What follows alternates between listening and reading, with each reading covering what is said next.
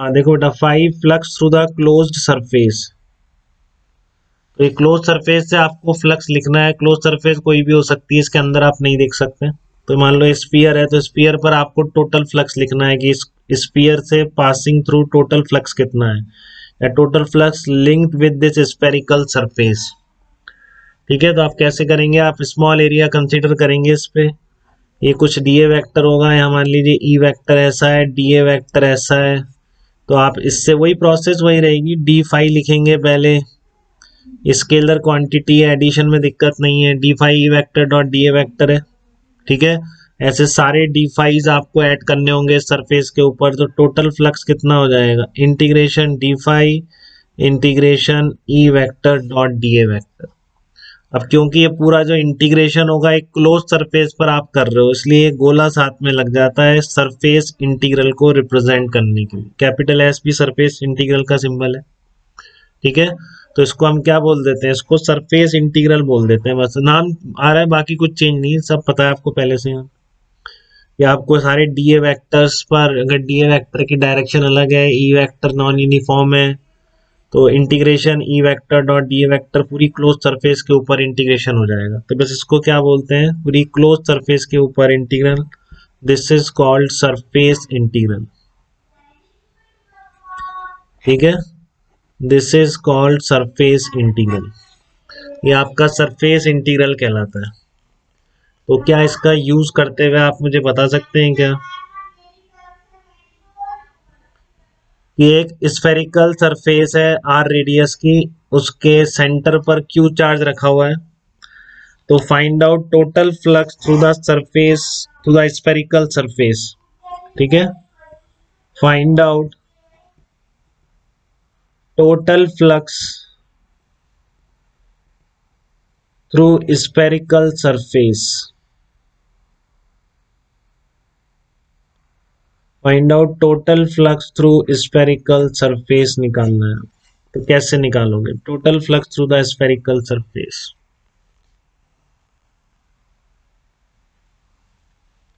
जिसके सेंटर पे point charge Q रखा हुआ है। तो आपको सरफेस पर निकालना है फ्लक्स। तो आपको पता है फ्लक्स क्या होता है, integration E vector dot D vector ही होता है। तो आप कोई भी स्मॉल एलिमेंट कंसीडर कर लिया आपने।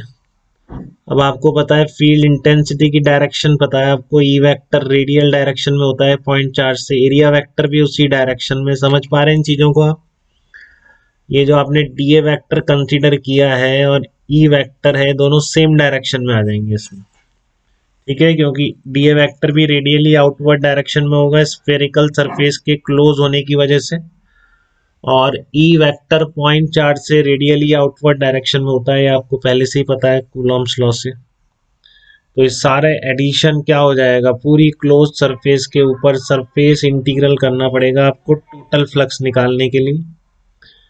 तो आप कैसे लिखेंगे इसको, E D A cos zero करके लिखेंगे। ठीक है, कॉस जीरो कितना होता है आपका, कॉस जीरो हो जाएगा 1 हो जाएगा। अब पूरे डीएस पर ई की वैल्यू कांस्टेंट रहेगी, अगर ये आपका आर रेडियस का है बेटा स्फीयर तो ई की वैल्यू तो पूरी सब जगह कांस्टेंट रहने वाली, कितनी रहने वाली है, k q upon r square ही रहने वाली, k q upon r square into d a. देखिए इसको इधर लिख रहा हूं। तो आप कैसे लिखेंगे फिर, के क्यू अपॉन आर स्क्वायर पूरे डीएस पर सेम है, तो आप यहां से बाहर निकाल लेंगे इसको, k q upon r square integration d a. ठीक है, तो k q upon r square integration d a क्या बन जाएगा, सारे डी ऐड कर दो आप पूरे स्फीयर के। तो क्या बनेगा आपका पूरा सरफेस एरिया ऑफ स्फीयर ही बन जाएगा कि 4 पाई आर स्क्वायर। अब के कितना होता है, 1 अपॉन 4 पाई एप्सिलॉन नॉट होता है। तो ये कितना आ जाएगा आपका, टोटल फ्लक्स कितना आ गया, टोटल फ्लक्स आ गया क्यू अपॉन एप्सिलॉन नॉट। तो अगर आपने स्फीयर के सेंटर पे क्यू चार्ज रख दिया, तो पूरी स्फेरिकल सरफेस से लिंक्ड फ्लक्स या crossing the total flux crossing the spherical surface कितना हो जाएगा, क्यू अपॉन एप्सिलॉन। तो ध्यान रखिए क्लोज सरफेस में कोई कंफ्यूजन नहीं होता है प्लस माइनस का। 100% आपका एरिया वेक्टर आउटवर्ड डायरेक्शन में ही कंसीडर करना है आपको फ्लक्स कैलकुलेशन के लिए। अब ई वेक्टर उधर है या इधर है, उसके अकॉर्डिंग अपने आप पॉजिटिव या नेगेटिव फ्लक्स हो सकता है, ठीक है। बट क्लोज सरफेस में सिचुएशन क्लियर है, ओपन सरफेस की तरह कंफ्यूजन नहीं है कि एरिया वेक्टर में किधर कंसीडर करूं। यहां तक बात क्लियर है बेटा, किसी को भी दिक्कत नहीं है इस तरह से फ्लक्स लिखने में?